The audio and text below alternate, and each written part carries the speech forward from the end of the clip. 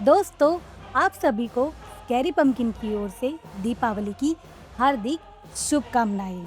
आप लोगों के प्यार और सपोर्ट की वजह से हम लोगों ने रिसेंटली 3 मिलियन सब्सक्राइबर्स पार कर चुके हैं और रिसेंटली हमें नव भारत की ओर से India number 1 horror story teller का किताब भी मिल चुका है। The Best Storyteller Influencer Award goes to Shraddha Shetty. ये सब मुमकिन हो पाया है सिर्फ और सिर्फ आप लोगों की वजह से। दोस्तों, ऐसे ही हमें प्यार और सपोर्ट करते रहिए और हम आपके लिए लाते रहेंगे नई नई दिल दहला देने वाली कहानियाँ। तो दोस्तों, स्कैरी पंपकिन को सब्सक्राइब करना भूलना मत।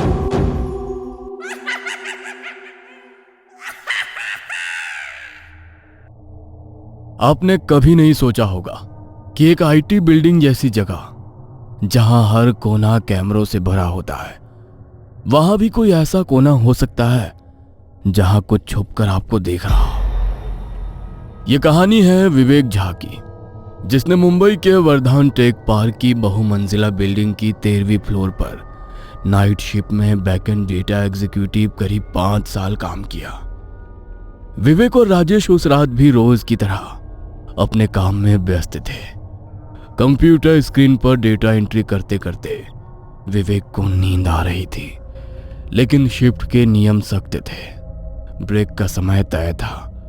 अचानक उसे लगा जैसे कोई उसके पीछे से गुजर गया हो। उसने फौरन पीछे मुड़कर देखा, लेकिन वहां कोई नहीं था। वो फिर से काम में लग गया, पर तभी प्रिंटर अपने आप चलने लगा। रात के 2:15 पर जब पूरे फ्लोर पर सिर्फ 2 लोग थे, विवेक और उसका कलीग राजेश, तभी प्रिंटर में से एक प्रिंट निकली। उसने सोचा शायद कोई सिस्टम से कनेक्ट है और किसी ने गलती से फाइल भेजी होगी, लेकिन जब उसने प्रिंटर पेपर निकाला तो वो खाली थी। उसके रोंगटे खड़े हो गए। विवेक झा बिहार के भागलपुर का रहने वाला था, एक मध्यम वर्गीय परिवार से, जहां उसके पिता रिटायर्ड स्कूल शिक्षक थे और मां पूजा पाठ में विश्वास रखने वाली सीधी सादी गृहिणी। 2 बहनों की शादी हो चुकी थी और घर की जिम्मेदारी अब उसी पर थी। उसने कंप्यूटर साइंस में डिप्लोमा किया था और कुछ छोटे कामों के बाद उसे मुंबई के वर्धान टेक पार्क बिल्डिंग में बैकएंड डेटा एग्जीक्यूटिव की नौकरी मिल गई। राजेश उत्तर प्रदेश के बरेली से था। वो विवेक से 2 साल सीनियर था और पिछले 1 साल से उसी कंपनी में काम कर रहा था। राजेश तेज और स्मार्ट था, लेकिन व्यवहार में शांत था और नाइट शिफ्ट को लेकर उसका नजरिया था कि काम में शांति मिलेगी। वर्धान टेक पार्क 20 फ्लोर की बहुमंजिला बिल्डिंग थी। बिल्डिंग बहुत ही शानदार थी। शीशे की दीवारें, शानदार कैफेटेरिया, हाई सिक्योरिटी एक्सेस और लिफ्ट जो सीधा आपके फ्लोर पर ले जाती थी। लेकिन इस बिल्डिंग के बारे में एक बात अजीब थी।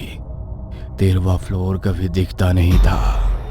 लिफ्ट में 12 के बाद सीधा 14 आता था, लेकिन कर्मचारियों को बताया जाता था कि 13वां फ्लोर सबके लिए नहीं है, पर सिस्टम में मौजूद है। वहां सिर्फ नाइट की बैकएंड टीम को जाना होता है। विवेक का काम आसान नहीं था। रात की shift, system monitoring, data entry, server logs track करना और क्लाइंट के रिपोर्ट्स जनरेट करना, लेकिन घर चलाना था, इसलिए उसने कभी शिकायत नहीं की। पहले 2 साल वो दिन की शिफ्ट में काम करता रहा। उसे रात में जागने में दिक्कत थी, इसलिए वो हमेशा नाइट शिफ्ट लेने से बचता था। लेकिन हाल ही में कंपनी ने एक बड़ा क्लाइंट प्रोजेक्ट साइन किया। अचानक नाइट बैकएंड टीम में लोगों की कमी पड़ गई और एचआर ने विवेक को मेल भेजा 3 महीने के लिए रोटेशनल नाइट शिफ्ट। इस बार विवेक बच नहीं सका और वो मजबूरी में तैयार हो गया। उसी दिन 13वां फ्लोर ऑफिस देखने के लिए उसने सिक्योरिटी गार्ड से पूछा।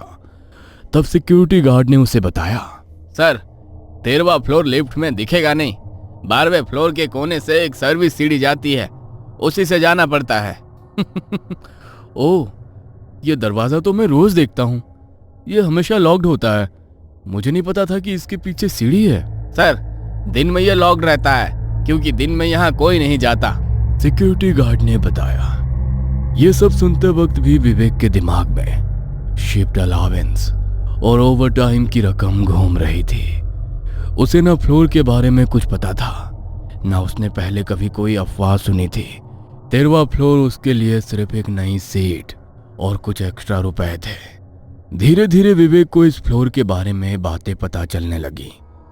उसी शिफ्ट में काम करने वाला उसका एक कलीग राजेश, जो पिछले साल से इसी बिल्डिंग में था, एक दिन चाय के दौरान बोला, तुझे पता है इस फ्लोर के बारे में क्या बातें फैली हैं? लोग कहते हैं कि यहाँ रात में अजीब अजीब चीजें होती हैं। ये फ्लोर हॉन्टेड है। पर मेरा तो मानना है कि ये सब लोगों ने नाइट शिफ्ट से बचने के लिए कहानियां बना रखी है। अगर कुछ होता तो कंपनी इसे छिपा नहीं सकती थी।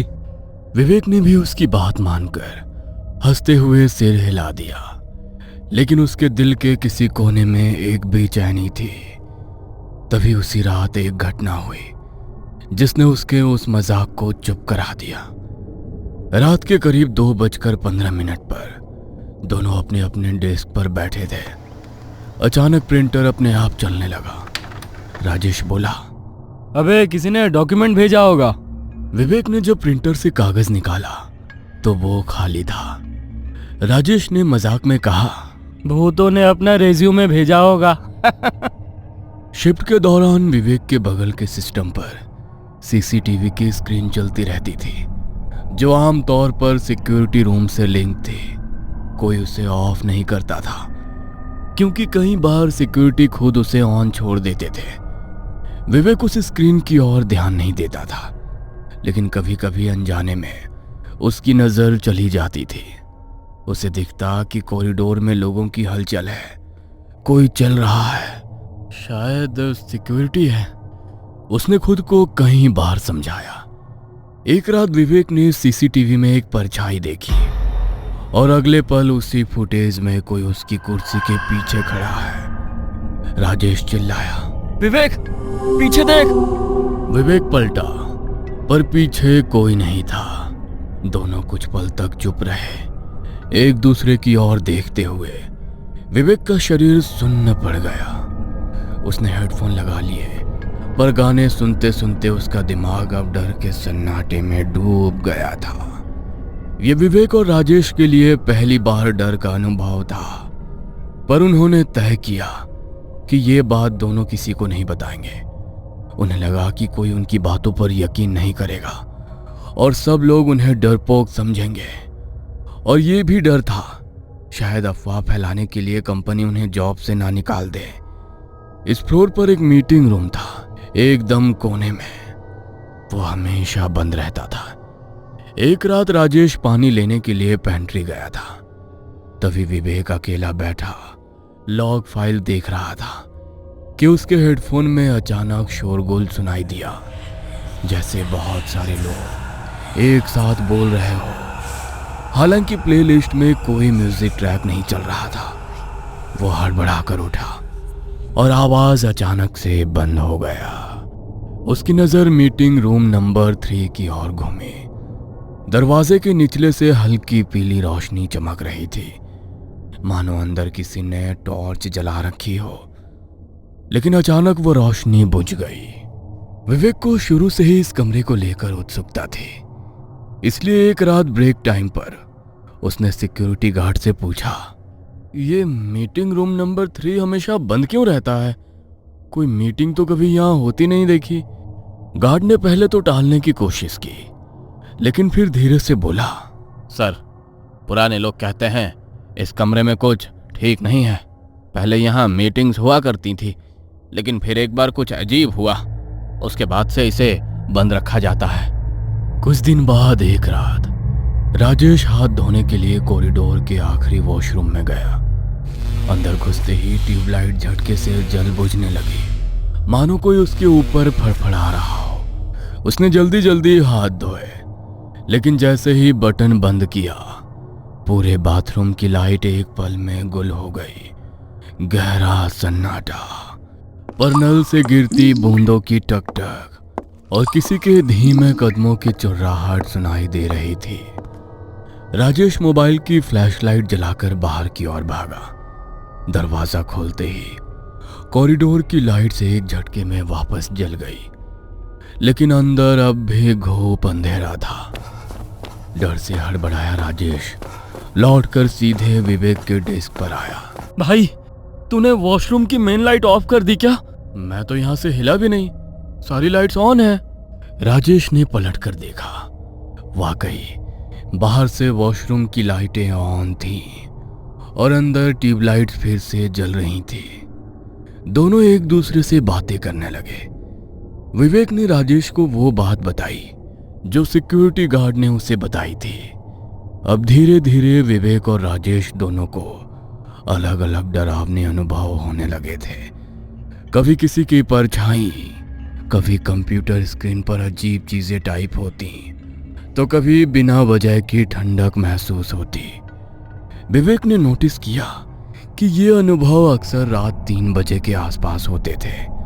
और सबसे अजीब बात यह थी कि जिस दिन कोई उस मीटिंग रूम नंबर 3 के पास ज्यादा समय बिताता, उसी दिन उसे कुछ ज्यादा डरावना महसूस होता था। दोनों ने और ज्यादा पूछताछ शुरू की। ऑफिस में पुराने लोगों से, हाउसकीपिंग स्टाफ से, सबका जवाब लगभग एक जैसा था। उस रूम में अजीब ठंडक लगती है। कई बार अंदर से खुद ब खुद आवाज आती है, और जो भी देर रात उस रूम के पास बैठा हो, उसे कुछ अजीब चीजें दिखती हैं। यह सब सुनकर विवेक का डर और बढ़ गया। ऐसा लगने लगा था जैसे उस कमरे के भीतर कोई ऐसी शक्ति थी जो आसपास मौजूद हर चीज पर असर डाल रही थी। एक रात करीब 3:10 पर उस कमरे से कुछ आवाज आई।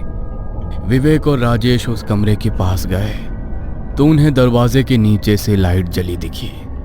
विवेक धीरे धीरे उस ओर बढ़ा। दरवाजा बंद था, लेकिन अंदर से हल्की हल्की आवाजें आ रही थी, जैसे कोई दबी आवाज में बात कर रहा हो। उसने राजेश से सिक्योरिटी को कॉल करने के लिए कहा, लेकिन किसी ने फोन नहीं उठाया। डर कर वो वापस अपनी डेस्क पर लौटे तो विवेक का सिस्टम ऑन था और उसकी स्क्रीन पर एक लाइन टाइप हो चुकी थी, तुमने दरवाजा क्यों नहीं खोला। विवेक और राजेश अब इस फ्लोर के माहौल से अंदर ही अंदर डरने लगे थे। हर रात वो ऑफिस आते, लेकिन अब उनके चेहरे पर पहले जैसी सहजता नहीं रहती। एक दिन ब्रेक के दौरान जब वो कैंटीन में बैठे थे, तब उन्हें हाउसकीपिंग स्टाफ से पता चला कि शरद नाम का एक एम्प्लॉय इसी शिफ्ट में कुछ महीने पहले काम करता था और उसने अचानक नौकरी छोड़ दी थी। यह सुनकर विवेक को बहुत आश्चर्य हुआ, क्योंकि ऐसा कोई रिकॉर्ड ऑफिस में नहीं था। विवेक ने कुछ खोजबीन की और जैसे तैसे शरद का नंबर निकाला। फोन पर बात करने पर शरद पहले टालम टोल करने लगा, लेकिन जब विवेक ने उसे बताया कि वो भी अब उसी मीटिंग रूम नंबर सीसीटीवी के अनुभव से गुजर रहा है, तो शरद कुछ पल चुप रहा और फिर धीरे से बोला, मिलो मुझसे, लेकिन किसी और को मत बताना। अगले दिन शाम को एक छोटे से चाय स्टॉल पर दोनों मिले।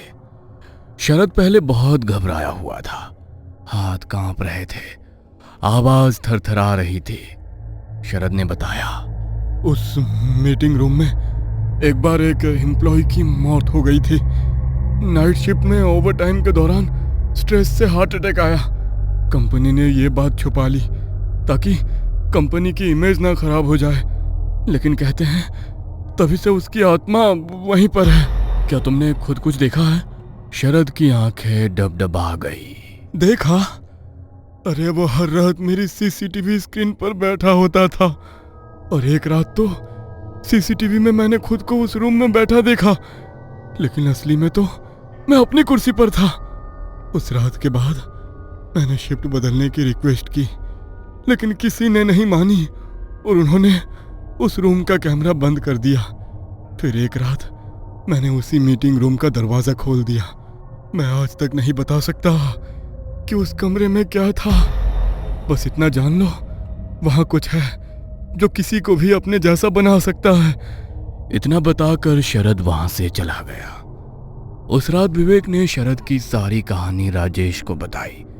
दोनों ने तय किया कि वो सीसीटीवी कैमरे ऑन करके उसकी रिकॉर्डिंग सेव करेंगे। उन्होंने पिछली 3 रातों की फुटेज सेव कर ली और पेन ड्राइव में डाल दी। सुबह होते ही उसने एचआर को मेल किया कि वो अब से ऑफिस नहीं आ सकता और मीटिंग रूम नंबर 3 के बारे में कुछ गंभीर बात है।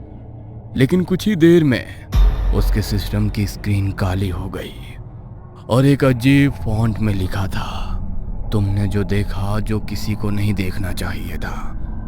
वो घर गया और सोने की कोशिश की। जब वो सोकर उठा और देखा तो पेन ड्राइव गायब थी। उसका लैपटॉप ऑन था और स्क्रीन पर फिर वही लाइन, शिप 13 छोड़ नहीं सकते। उसी रात राजेश का फोन आया।